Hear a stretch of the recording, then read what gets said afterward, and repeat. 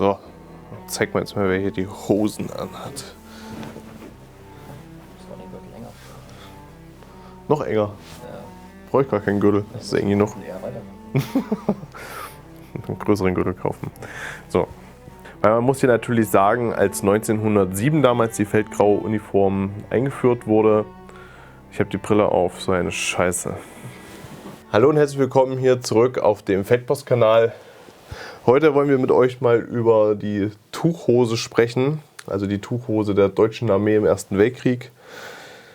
Da gab es ja mehrere Modelle und es gibt ja schon immer so dieses ewige Hin und Her, was für eine Hose nun. Trägt man die feldgraue Hose, trägt man die steingraue Hose, ab wann, wo und warum. Ja. Wir für unseren Teil, wir tragen die steingraue Hose, einfach aus dem Grund, man kann sie vom Auszug an bis Ende des Krieges tragen. Das heißt, wir müssen nicht so viel durchwechseln. Das ist aber sehr regiments- und landesabhängig, welche Hose man da anzieht. Und teilweise auch innerhalb der Regimenter bataillonsabhängig. Ja. Als 1907 die feldgraue Uniform eingeführt wurde, gab es dazu auch eine feldgraue Hose. Ja. Aus demselben Stoff wie die Uniform selber. Genau. Aber da war natürlich das Problem, dass aufgrund der unterschiedlichen Herstellungsverfahren und des Mangels an einheitlicher Herstellungsprozesse Und aufgrund der Abnutzung auch. ja, da gab es immer ein sehr unschönes Bild, weil das Feldgrau der Hose hatte dann sehr oft einen anderen Farbton als das Feldgrau des Rockes. Das wurde nicht sehr gerne gesehen und so hat man schon 1914, im August 1914, aber fragt mich jetzt nicht genau. Am 15. wurde die eingeführt und am 27. die Probe vorgelegt. Genau, Bei den Preußen. bei den Preußen, genau. Bei den Bayern kam es noch ein bisschen später. Genau. Die Bayern haben im September erst die steingraue Hose eingeführt. Genau, was ja dann im Rückschluss bedeuten würde, wenn ihr ein bayerisches Regiment zum Auszug darstellt, also im August 1914, dann braucht ihr eine feldgraue Hose. Genau. Und bei den Preußen ist es halt so, ja, die wurde eingeführt, aber eben nicht für alle. Nee, also und schon gar nicht gleichzeitig. Ne? Also immer wenn ein neues Uniformstück eingeführt wird, das ist ja immer ein schleichender Prozess. Das ist dann meistens so, dass die stehenden Regimenter, die haben dann natürlich auch ihre alten feldgrauen Hosen weiterverwendet und alle Rekruten, die dann neu ins Regiment kamen, die wurden dann schon mit der neueren steingrauen Hose ausgestattet, was dann natürlich dazu führte, dass es auch innerhalb des Regiments da Unterschiede gab. Die feldgraue Hose wurde dann erst später so nach und nach, auch bei den bestehenden Truppen, wenn sie dann beschädigt war, die wurde dann nicht repariert, sondern die wurde dann ausgemustert in steingrau. Jetzt könnte man sich natürlich noch fragen, ob ihr eure feldgraue Hose, wenn ihr jetzt eine habt, auch den ganzen Krieg über verwenden könnt. Ich möchte es nicht komplett ausschließen, aber persönlich finde ich es schöner, wenn man wirklich die steingraue Hose anzieht, weil es einfach zeitlich besser passt. Ja. Und auch als normaler Soldat wird man ja bestrebt gewesen sein, möglichst das Neue zu bekommen, das dann optisch auch noch ein bisschen ansehnlicher ist. Ja, und generell ist es halt mit dem Feldgrau so, das ist ja, also die steingraue wurde ja 1914 eingeführt und galt ja bis Ende des Krieges mehr oder weniger. Also wurde die getragen. Und bei dem Feldgrau ist es ja so, die gab es vor dem Krieg, wurde dann zwar abgelöst, dann haben sie einige gehabt, aber nicht alle. Und dann zwischenzeitlich wurde die ja wieder eingeführt. Das ist halt so ein Ding. Also wenn man jetzt eine Gruppe hat mit mehreren Leuten, wenn die alle Feldgrau haben als Hose, dann ist das schon wieder nicht so richtig, würde ich sagen. Also das ist halt so, wurde mal eingeführt, wurde mal nicht eingeführt. Und die steingraue Hose, die ist halt immer da gewesen. Genau. Ja. Die ist immer da. Es gab Anfang 1917 gab es Engpässe mit dem Material, also mit dem steingrauen Grundtuch. Da hat man dann wieder angefangen, feldgraue Hosen auszugeben. Also ob das jetzt Sachen, die im Bestand war oder ob man einfach noch feldgraues Grundtuch hatte und daraus dann einfach Tuchhosen gefertigt hat, das weiß ich nicht genau. Es wurden Hosen dann auch aus Ersatzmaterialien gefertigt, also Kord. zum Beispiel aus Kord. Dann natürlich aus Mantelstoff hat man Hosen gemacht und alles, was noch so irgendwie da war. Ja, genau. Genau, wie ihr alle wisst, ich habe jetzt hier zum Beispiel einmal eine feldgraue Hose dabei, um das auch einmal farbtontechnisch zu vergleichen. Ihr seht schon, hier ist ein deutlich höherer Grünanteil drin als bei meiner Bluse. Und was man auch sieht, ist dieser rote Streifen. Dieser rote Streifen, der war bei den Soldaten immer an der Hose, hatten zum Beispiel auch die Franzosen in Gelb. Und dieser Streifen war dazu gedacht, Soldaten an der Desertation zu hindern. Ja, wenn Soldaten quasi unerlaubterweise ihren Dienst quittiert haben, dann konnten die relativ einfach die Jacke ausziehen und mit Hemd und Hose davonlaufen. Das war ja kein ungängiges Bild. Aber dieser rote Streifen verriet den Mann dann als Soldaten. Ja, das ist ja so ein bisschen wie bei der Marine mit dem Halstuch, wo sie dann diesen blauen Streifen hatten, einfach weil die Halstücher zu Hause gerne verschenkt haben, als sie noch ganz schwarz waren. Und deswegen haben sie diesen blauen Streifen hingemacht, um zu zeigen, das ist Eigentum des Militärs. Genau, und das ist auch der ganze Grund an diesem roten Vorstoß. Jetzt muss man natürlich sagen, dass gerade im späteren Verlauf des Kriegs, das sprich die zweite Jahreshälfte 17 und 18, gab es natürlich eine große Mangelwirtschaft. Das heißt, man hatte sehr viele Probleme, noch Tuche zu organisieren. Und da war auch Rotmangelware. Deswegen gibt es auch sowohl feldgraue als auch steingraue Hosen, die diese Paspellierung nicht mehr hatten oder erst gar nicht bekommen haben. Ja.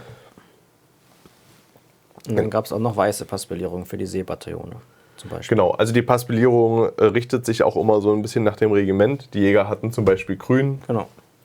die Infanterie rot und Seebataillone weiß. Also da war das dann immer noch mal ein bisschen unterschiedlich. Und sonst? Es gab mehrere Hosenmodelle. Also wir tragen natürlich die Mannschaftshose, also die Einheitshose sozusagen. Es gab aber auch noch Stiefel- und Reithosen. Und ich sage das jetzt deswegen dazu, weil zum Beispiel auch diese Stiefelhose sehr gern von, also die war ja ursprünglich vorgesehen mal für MG-Kompanien, wurde dann aber auch oft an Einheiten ausgegeben, die sehr viel Bewegungsfreiheit brauchten, gerade im Schrittbereich. Da wären jetzt zum Beispiel zu nennen auch die Sturmtruppen, haben dann oftmals, nicht immer, aber oft so eine Stiefelhose getragen. Ebenso Gebirgstruppen oder auch MG-Scharfschützeneinheiten. Die hatten dann so eine Stiefelhose. Die war halt nochmal ein bisschen anders geschnitten, war enger um die Wade. Und im Waden- und Schrittbereich war sie dann ein bisschen weiter und bot dementsprechend dann mehr Bewegungsfreiheit. Ja, Ja. wo könnt ihr das dann kaufen? Genau, wenn ihr jetzt nicht ganz genau wisst, welche Hose ihr euch anschaffen sollt, dann könnt ihr natürlich zum einen schauen erstmal, welches Regiment stellt ihr dar, zu welchem Land gehört das und zu welcher Zeit wollt ihr darstellen. Meine Empfehlung ist und bleibt die, wenn ihr von 1914 bis 1918 darstellen wollt und keine Lust habt, euch 3 unterschiedliche Hosenmodelle zu kaufen, dann greift auf die steingraue Hose zurück. Wenn ihr jetzt aber sagt, ihr wollt allgemeine kaiserliche Armee darstellen von 1907 bis 1918, dann werdet ihr da nicht dran vorbeikommen, euch auch Hosen in unterschiedlichen Farben zu organisieren. Also sprich, ihr braucht dann mindestens eine feldgraue und eine steingraue Hose. Gerade auch, weil es sehr viele Darsteller gibt, die bayerische Truppen darstellen. Da finde ich das eigentlich ganz cool, wenn man eine feldgraue Hose trägt.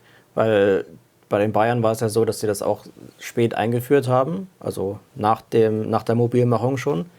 Und dass sie zwischenzeitlich auch die Regierung zumindest gesagt hat, dass die steingraue Hosen nicht so schick findet und die würden lieber gerne bei der feldgrauen Hose bleiben, was dann wirtschaftlich eben nicht so hingehauen hat, weil sie dann immer noch in Grau hergestellt wurde.